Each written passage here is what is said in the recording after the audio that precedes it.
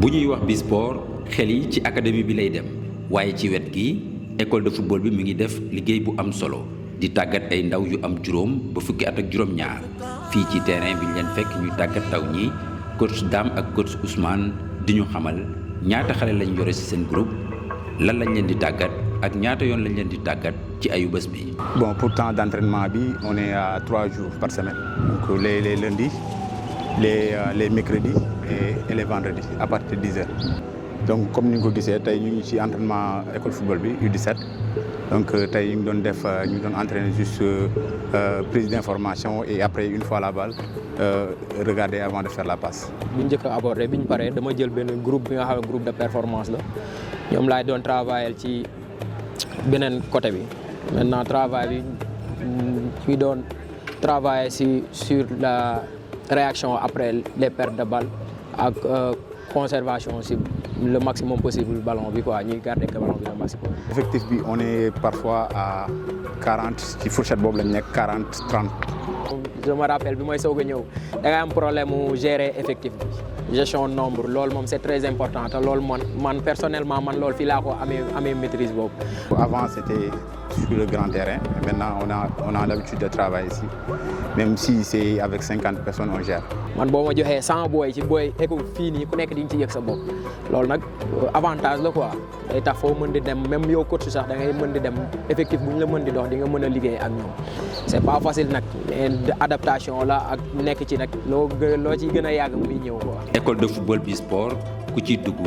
faaw nga jaar ci Omar Diaw di responsable bi matal sa inscription ñu waajal la nga door a tàmbali. École de foot bi inscription 50 000 francs la mensualité 20 000 maintenant documents yi ñuy fournir deux photos d'identité ak benn certificat d'aptitude au sport bon ñu gën a amee certificat de visite médicale lu tax ñuy laajte certificat d'aptitude au sport bi pour mën a xam ne que ne xale bi il est apte à faire du sport donc moo tax ñu koy laajte bon pour mën a protéger xale bi aussi protéger li nga xam ne aussi mooy structure bi donc loolu mooy document yi nga xam ne moom la ñuy fournir maintenant inscription bi c'est 50 000 francs si biir 50 000 francs yi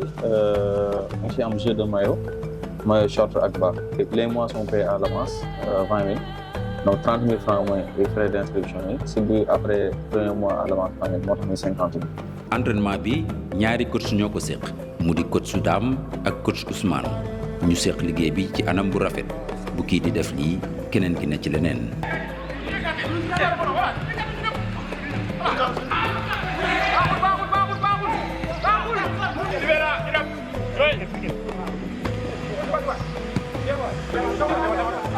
tàggat yaram ak gaañu yu muy mën àndal tax na ba Bisport ut kenn ku xam-xamam màcc ci wàllu wér-gu-yaram ngir muy teewe entraînement yi ak match yi looloo waral teewaayu Mouhamed Diallo saa su xale yi di tàggatu. ñun suñu teewaay fii mooy dañuy prêt pour intervenir contact bu amee rek ñu dugg mën a def suñu CAT jàppale booy ci seen progression. maa ngi ci académie bi maa ngi ci école de foot bi encore te aussi équipe bi bu waree déplacé wu ci di jouer damay ànd ak booy yi dem sur le terrain aussi accompagner leen. de même que entraînement yi aussi catégorie yëpp ci juniors yi seniors yi ba ci élite bi kuy def entraînement damay teew ñoom tamit bu ñu amee match déplacement aussi damay dem gunge leen. premier secours yi la ñuy def ci terrain bi da ngay dem xool joueur bi boo accès da nga koy interroger xam lu koy métti boobu ci ngay analyser boo analyser bu fekkee ne yow jar na def CAT bi fekkee sur place nga ko mën a def nga def ko su fekkee aussi dafa jar référence après nga référé ko nga yóbbu ko ci centre santé yi wala nga yóbbu ko ci hôpital yu mag yi ça dépend ci situation blessure bi. bépp structure boo xamante ni football dafay accueillir sport dafa war a am infirmier wala au minimum mu am benn secouriste boo xamante ni dafay nekk pour assurer rôle de premier secours c'est très important. la plupart booy dañuy jàmbat genou la ñuy faral di jàmbat wala cheville boo gisee wala des fois ngay am ay déchirures wala ay charge musculaire voilà loolu moom c'est fréquent. à part ça da ngay dem terrain nga am ay fracture ay entorse ay luxation. Tentosclerosis spray bi moom la ñuy faral di utiliser souvent dans des situations yoo xamante ni bu ñu amee ay contact boo nekkee ci football bi nga jouer rôle médical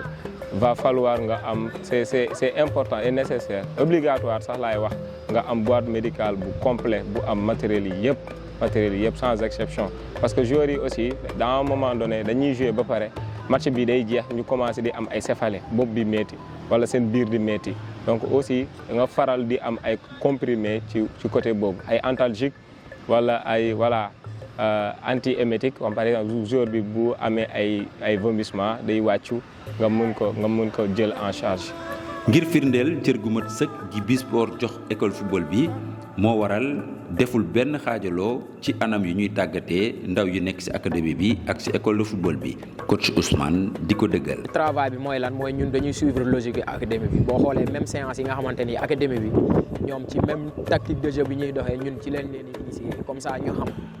ne ñoom bu demee ci académie bi lii moo leen fi fekk maintenant nag académie bi aussi bénéfice la. xale yi di woy di inscrire saa su nekk fekk ci ñeneen ñi tàmbali bu yàgg coach Dame duñu xamal ni muy def moom ak naataangoom ngir niveau yi tolloo mbaa mu bañ a sutante. parfois on gère pour ñi nga xamante ne nii dañoo am niveau faible dañ leen di boole ak ñi nga xamante ni peut-être ci même niveau lañ nekk ñu gën a amélioré wu ci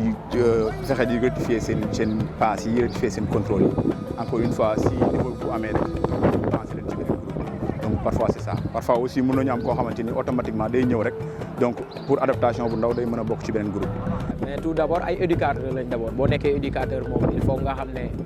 yow ñi ngay encadrer ak ñi ngay former ñooñu ku nekk ak niveau bi ngay indaale na ñoo xamante ni dañu raté base maintenant nag ci loolu ngay liggéey ak ñoom pour ñu ñëwaat maintenant d'ici fin saison nag da ngay gis ne dafay am évolution chaque année maintenant da ngay ci gis booy boo xamante ni doo am sax yow place ci seen groupe de performance mais d'ici fin saison da nga koy gis muy compétir ci club yi nga xamante ni ñuy club yu mag yi la fii ça veut dire que ne loolu am na benn liggéey boo xamante def nga ko ci moom. li ñu bëri umpale ci école de football bi mu di buntu la bu mën a ubbeeku ci académie bi jaaree ko ci ay tests yu ñuy amal saa su ne. mais nag académie bi nag dugg fa nag moo yombul donc voilà ça demande beaucoup de critères yooyu noonu il faut nga respecter ko te tout le temps ci critères yooyu noonu ci lañ leen di initier ci la ñuy waxtaan ak ñoom après entraînement ci la ñuy waxtaan ak ñoom pour ñu gën a conscient gën a xam ni carrément football ak fi mu nekk football académique ak football école foot mënut a bokk. ñun dañuy former après académie bi xool mënul jël ñëpp jël ñi nga xamante ñoom lañ soxla ñi ci des nag tamit dañ leen di libérer noonu dañ leen di jàppale buñ mënee amee yeneen club tamit ñun am yeneen club continuer compétition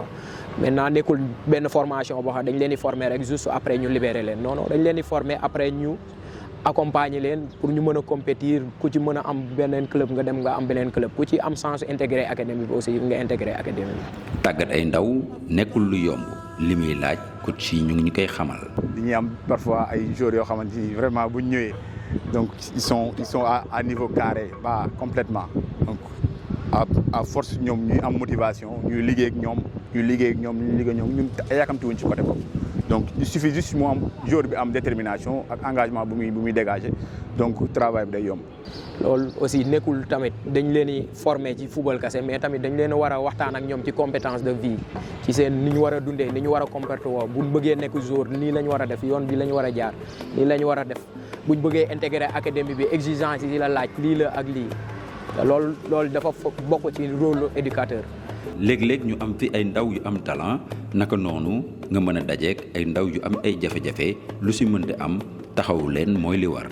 maintenant da ngay ci gis booy boo xamante ni doo am sax yow place ci seen groupe de performance mais d'ici fin saison da nga koy gis muy compétir ci club yi nga xamante ni ñuy club yu mag yi la fii ça veut dire que ne loolu am na benn liggéey boo xamante def nga ko ci moom. li ñuy gën a ràññee Bisport moo di rigueur bi maanaam fulla ak fayda bi ñuy encadrer xale yi ba tax na ku fi bëgg a nekk faaw nga tënku ci sart ñu tëral. parce que entraînement boo ñëwee 3 jours yi nga am donc da nga koy respecter tu es tenu de respecter bu fekkee da ngay absenté donc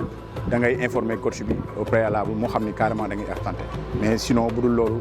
booy moom dañuy respecter heure bi quoi. école de football Bisport bi du ay entraînement rek xale yi dinañu am yenn saay ay jongante xaritoo ñoom ak académie bi mbaa ñu génn jongante ji ak yeneen équipe yu ne feneen. waaw bon si on regarde cette année notre premier match c'était avec les U16 de l'académie donc on a joué avec eux et les autres matchs c'était des matchs de l'extérieur il y a des équipes qui viennent de l'extérieur donc on joue avec eux à peu près on est presque à 8 matchs 9 matchs comme ça dans cette saison. des matchs amicaux. Chaque année dañuy jouer ay match presque boo xoolee académie bi du ëppale école de football bi ay match bi parce que actuellement nii rek engagé nañ ci tournoi bu ñuy wax Prodige League tournoi boobu noonu y a pas mal d'équipes yoo xamante ni équipe yu mag lañ fi AS Pikine ñi ngi war a jouer ak moom lundi école de football bi mooy jouer ak moom ñi ngi war a jouer ak Rise après demain vendredi am na yeneen ay espoir de Guédiawaye ñoo ñëpp si tournoi boobu lañ bokk te booy école de football ñoom ñooy jouer ak ñoom. ci wàllu liggéey bi coach yi dañuy yëkkati baar bi fu kawe ngir am résultat yi gën. waaw bon ñu ngi ci ñu ngi liggéey donc puisque on est des coachs on est appelé à être des coachs donc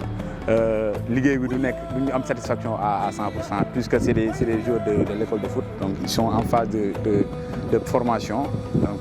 day xaw a métti tuuti mais nag bu ñu adapté woo rek peut-être ça avance quoi. parce que boo xoolee nekkul résultat ci ay match wala dara ñun moom la ñuy xaare li ñuy xaar mooy évolution booy bi dafa ñëw indaale niveau bi indaale ay lacune yooyu ci ngay travailler nga xool yow sax ci ngay mën a mesurer sa bopp ba xam est-ce que yow sa liggéey baax na wala baaxul. seen diggante ak seen naataangoo yi nekk ci académie bi ratax na ndax lépp ci benn cin bi lañ koy sotti mu di Bisport woykat ba nee ne amul secret ku liggéey di nga jëriñu loolu la Bisport xam te gëm ko ba tax na mu ne ci liggéey bi tax ñu ràññee ko fii ci Sénégal ba ca bitim réew.